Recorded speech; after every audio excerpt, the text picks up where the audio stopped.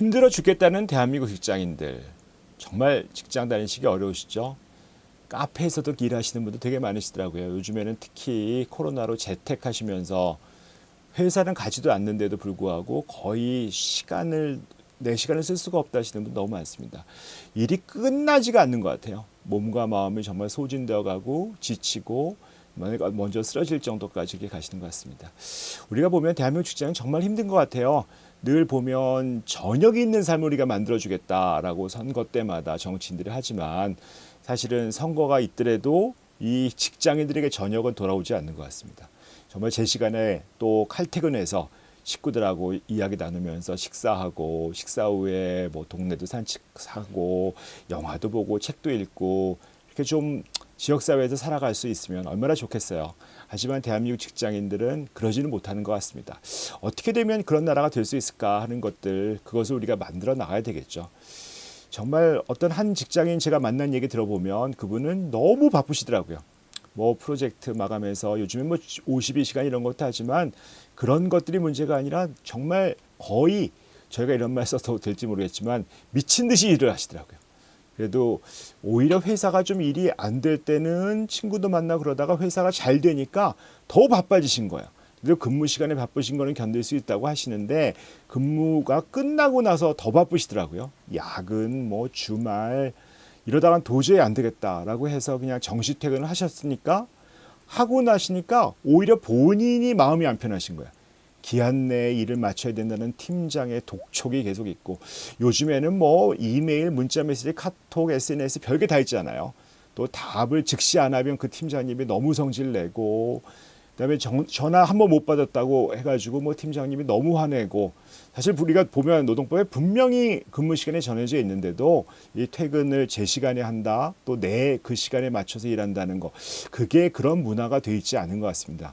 뭐 출근해서 일을 하겠다 뭐 이런 근무 시간에만 일을 하겠다는 것들이 그놈의 무슨 어디 모바일 솔루션인가 이런 것 때문에 더 힘들어지신 것 같아요. 뭐 재택을 해서 더 좋을 것 같은데 이제는 차라리 회사와 집의 구분이 없으면서 항상 일을 해야 되는 그런 구조로 바뀐 것 같습니다. 심지어 요즘엔 코로나로 못 가긴 하지만 해외 출장 가셔서도 뭐 제가 보니까 중간 환승하시면서 공항에서 데이터 로밍해서 일하시는 분들도 많거든요. 정말 이렇게는 살 수 없다. 그래가지고 이 팀장님 넘어서 부장님한테 면담 신청해서 말씀하셨더니 부장님이 뭐라고 그러셨을까? 퇴근 후에는 일하지 마. 직장과 집을 잘 구분해. 아니, 근데 그런 분위기가 아니잖아요. 우리 팀장님은 계속 나를 찾는데 뭐 이렇게 원칙적인 말씀만 하시면 어떡하겠어요.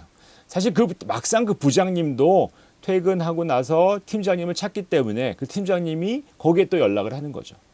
이게 보면 거기서 말 더 하다가는 오히려 찍힐 것 같아서 더 말씀도 못 하시고 이러면서 그냥 아슬아슬 지치고 살아가는 겁니다. 너무 지치시는 거죠. 거의 조금만 건드리면 무너질 것 같은 상황으로 계속 가는 겁니다.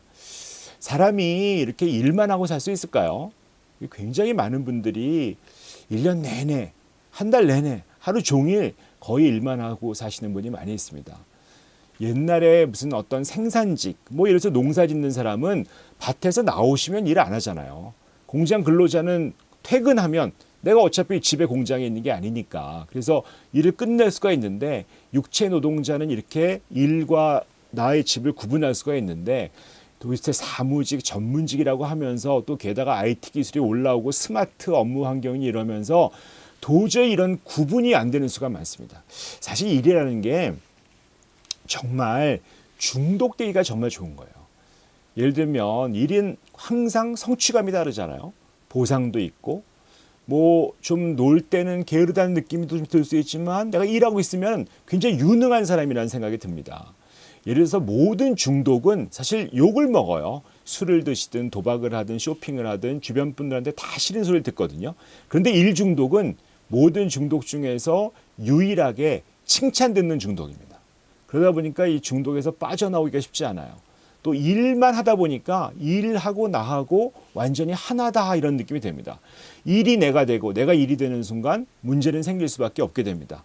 어떻게 보면 내가 일이 아닌데 내가 일과 동일시가 되어버리면 일이 잘 되면 내가 잘 된 것 같고 일이 안 되면 내가 잘못된 것 같아요. 일은 사실은 내가 직장을 그만두면 그만두고 안 해도 되는 일입니다. 이 공과사가 분명히 애매해지면서 막 섞이게 만드는 게 일이거든요. 그것을 어떻게 구분할 것인가 하는 것들이죠.